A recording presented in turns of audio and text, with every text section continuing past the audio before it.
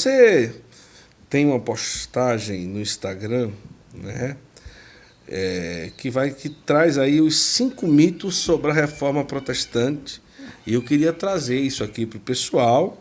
A gente já aprofundou muito, né, os assuntos da Reforma, mas que você conseguiu identificar. O primeiro seria: a Reforma Protestante foi uma reforma. É o primeiro mito. É o primeiro mito. O primeiro mito. O mito que a Reforma Protestante foi uma reforma. Foi uma reforma. E o fato é que... Porque o que é uma reforma? É algo que você reformou, né? Você pegar uma coisa e reformar. Isso é a caneca aqui que está quebrada e você cola, põe aqui. Agora, se eu jogo ela fora e compro outra? Não é uma reforma. Isso não é reforma. A Reforma Protestante não foi uma reforma porque não reformou nada, foi um rompimento. Foi um cisma. Por isso que eu falo que isso é o primeiro mito. E detalhe, Guto, a Igreja Católica precisava de uma reforma no século XVI? Sim. Sim. Nenhum católico honesto vai dizer, não, estava tudo a mil maravilhas. Não estava. Precisava de uma reforma. Mas Lutero não fez reforma, Lutero fez rompimento. Calvino não fez reforma, Calvino fez rompimento. Quem fez a reforma? Santa Teresa de Ávila, Santo Inácio de Loyola, São Francisco Xavier, São João da Cruz, São Felipe Neri. Cara, São Felipe Neri, no século XVI, ele reformou a igreja com a sua santidade. São Felipe Neri, gente, para quem não conhece, a gente sabe que os 2 apóstolos de Roma são Pedro e Paulo. São Felipe Neri é chamado de terceiro apóstolo de Roma. É impressionante. Ele queria ir para os confins da terra ser missionário e Deus disse, não, você vai para Roma. E lá em Roma, na sede do poder papal, São Felipe Neri transformou a igreja. Então, esses que eu citei, estes, sim, reformaram a igreja. São Felipe Neri, cara, foi convidado para ser cardeal 3 vezes. E ele negou as 3 vezes. Falou, não, não quero não, obrigado, eu não sou digno. Mas, na verdade, ele não queria se envolver com a estrutura. Esses caras e essas mulheres também, né? Eu chamando os santos de caras, né? Mas esses caras, São Felipe Neri, São Francisco Xavier, Santo Inácio de Loyola, São João da Cruz, Santa Teresa de Ávila e outros, estes, sim, fizeram uma reforma. E a igreja, de todas as eras, precisa de reformas.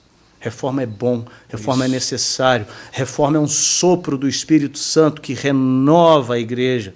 Rompimento não é reforma, por isso que reforma protestante não foi uma reforma. Esse é o primeiro mito.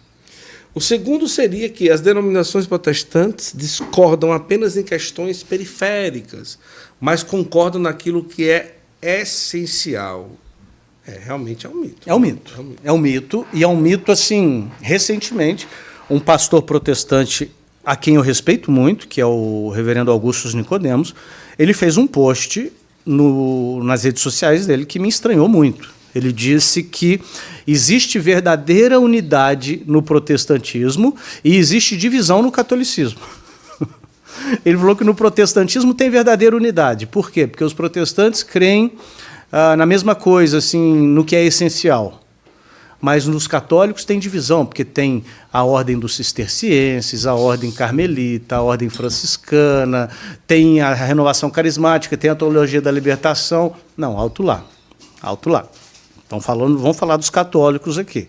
Nós estamos unidos debaixo de uma Eucaristia e debaixo de um bispo de Roma que tem jurisdição universal. E isso nos une. E a gente tem uma doutrina, um magistério único. Tem bispos e padres que pregam contra o magistério? Pregam, mas isso não quer dizer que a igreja está dividida, quer dizer que eles estão em desacordo. Né? O que eu costumo dizer é o seguinte, quando um católico prega a divisão, ele está sendo anticatólico. Quando um protestante prega a divisão, ele está sendo protestante. Ele está fazendo o que o protestantismo já faz. Então, todas essas... Primeiro que ordem dos cistercienses, dos carmelistas, do franciscano não é divisão. São carismas. É a diversidade que há na unidade. São formas distintas de espiritualidade. E isso é bom, isso é justo, e isso existe desde os tempos bíblicos. A espiritualidade de São Paulo é diferente da espiritualidade de São Tiago, que é diferente da espiritualidade de São Pedro. Então isso aí não é... São carismas, são formas de viver a espiritualidade cristã. Não é divisão. Agora, tem divisão, tem um padre que é a favor da ordenação, do casamento gay. Tá aí ó, a divisão. Não, isso não é divisão, é um padre herege. Né? Lutero era padre, então isso aí não quer dizer nada. Mas o mito é que os protestantes são unidos no essencial, e não são. E eu vou te provar, Guto, que não são. Por quê? Eles gostam muito de dizer isso, né? Porque é o mito da unidade protestante. A gente só é desunido no tangencial, no periférico. Vamos lá. Sacramento é periférico ou essencial? Essencial. Jesus disse: quem crer e for batizado será salvo. São Pedro disse: arrependei-vos e sede batizados cada um de vós, para que sejam cancelados os vossos pecados. São Pedro, lá em Atos 2, no discurso de Atos 2. Sede batizados, para que sejam cancelados os vossos pecados. O Senhor Jesus, em João 6, quem não comer da minha carne e não beber do meu sangue, não herdará o reino de Deus. Então, peraí, sacramento é essencial ou não? É essencial.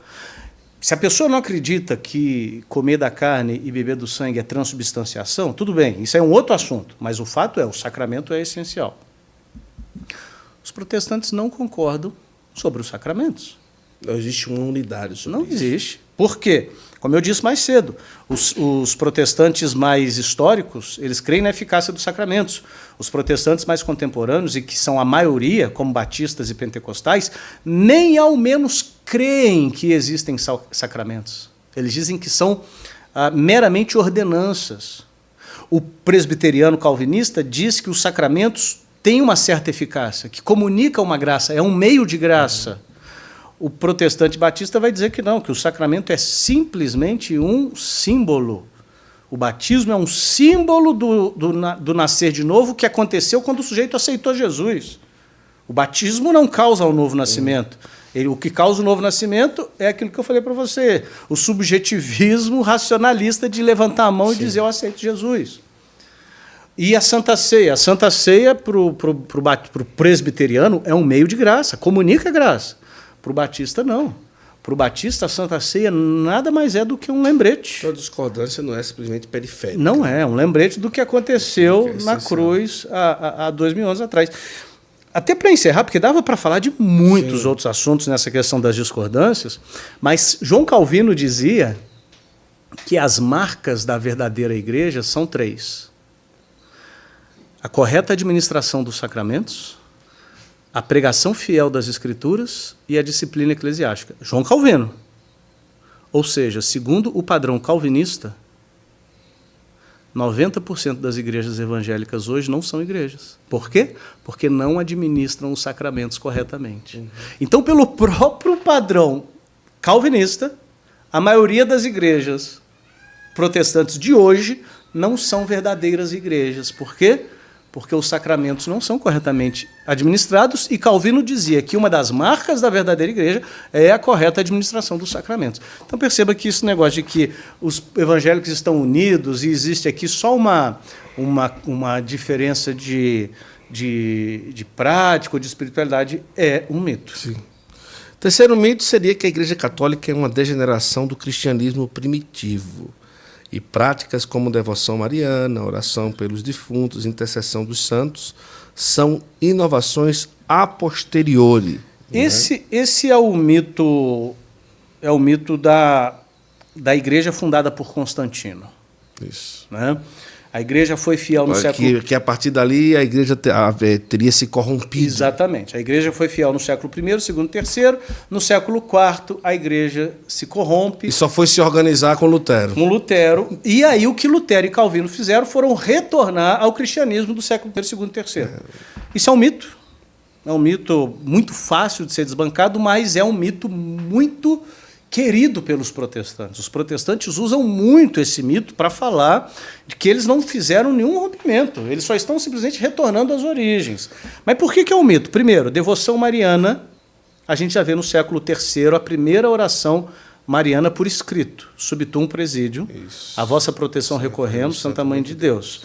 que está presente numa liturgia cópita. Isso por escrito, Guto. Se está por escrito no século III, com certeza já estava presente oralmente bem antes. Sim. No século II, São Justino Marte chamando Maria de Nova Eva, a mãe da humanidade redimida.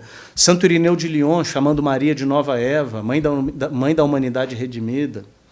Oração pelos mortos, desde... A gente já vê em 2 Timóteo capítulo 1, São Paulo rezando pela alma de Onesíforo, mas mesmo assim, desde nas catacumbas do século II, a gente vê inscrições nas paredes de oração pelos fiéis defuntos. Imagens, né? É só abrir uma catacumba e ver que tem imagem lá. Ou seja, tudo isso, devoção a Maria, oração pelos mortos, a crença da presença real de Cristo na Eucaristia. Santo Inácio de Antioquia diz, não tenho desejo por comida deste mundo, o que eu anseio é o pão da vida, que é a carne do meu Senhor Jesus Cristo. Sim.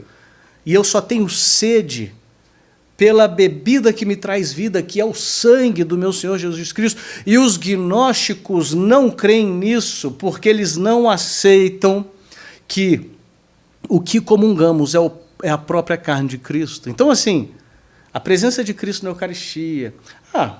O Papa. O Papa é só depois de Constantino.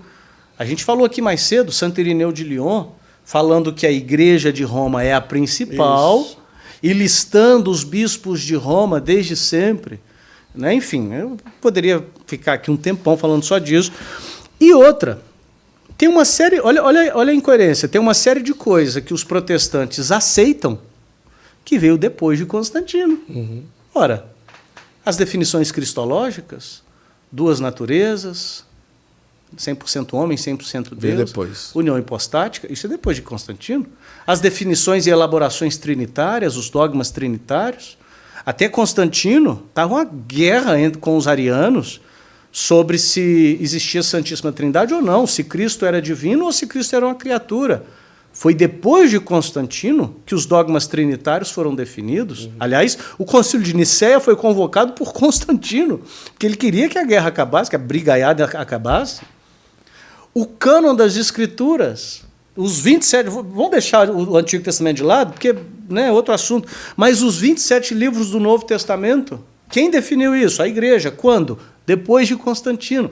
Então, nem o que acontece antes de Constantino é o que a Igreja protestante pratica, e nem o que acontece depois de Constantino é corrompido, porque a Igreja protestante aceita. Entendeu?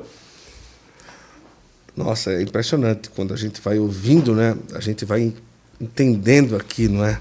Uhum.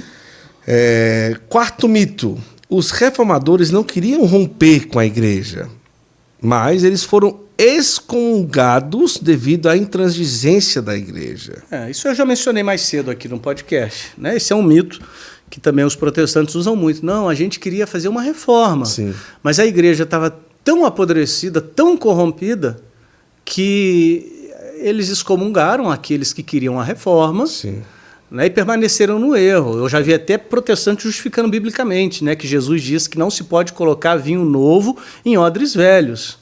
Você tem que colocar vinho novo em odre novo. Então, a reforma protestante foi o odre novo, uhum, né, para receber o vinho novo. Mito. A Igreja... Eles queriam realmente. Eles, né, queriam.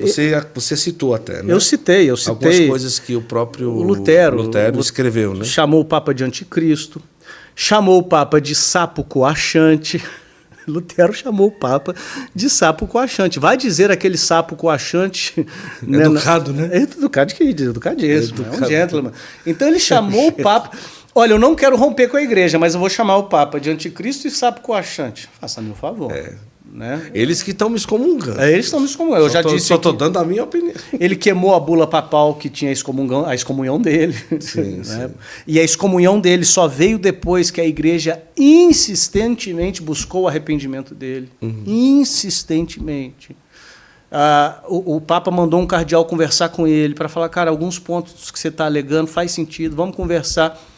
E ele falava, não vou me retratar, porque eu não posso violar a minha consciência. Ou seja, né, é aquilo que eu entendo das Escrituras. Uhum. Santo Tomás estava errado, Santo Agostinho estava errado, Santo Irineu estava errado, mas eu estou certo. Então, e eu falei também no início, né, as missas que os papistas chamam de santo sacrifício são uma suma idolatria. Como que ele não queria romper, falando um trem desse sobre a missa, né, sobre o santo sacrifício do altar? Então, é mais um mito. E o quinto é que a Igreja Católica ensina uma salvação baseada nos méritos humanos. Esse é o mito mais absurdo. Esse é o mito mais absurdo e o mais propagandista. Nós ensinamos uma salvação somente pela graça de Deus. Já os católicos não. É pelo esforço humano. Por que que eles dizem isso? Primeiro, é uma peça de propaganda. Segundo, porque eles não compreendem a diferença entre as penas eternas e as penas temporais. Eles não conseguem compreender essa diferença. E também eles não conseguem compreender aquilo que eu falava mais cedo do mérito sobrenatural.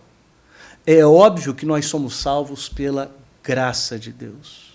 A graça de Deus que faz com que Deus tome a iniciativa de nos criar, de nos redimir, de entrar na história na pessoa de Cristo, de morrer no nosso lugar, de nos chamar para uma relação com Ele.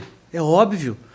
De nos habilitar, por exemplo, o ser humano tem que responder à graça, mas essa própria resposta à graça já é uma graça de Deus, já é uma habilitação. Então, é tudo graça. A última frase da História de uma Alma de Santa Teresinha, do livro A História de uma Alma, aprendi que tudo é graça. Ela acabou o livro assim. É tudo graça. É um mito dizer que é o esforço humano. Mas por que eles dizem isso?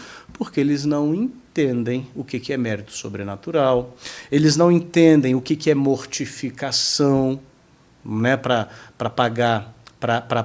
remir as penas temporais. Não entendem. É uma lacuna na teologia protestante, mas é talvez o mais grave dos mitos, né? Eu até explico aqui, né? Mesmo a resposta humana ao convite da salvação de Deus só é possível sob o influxo da graça.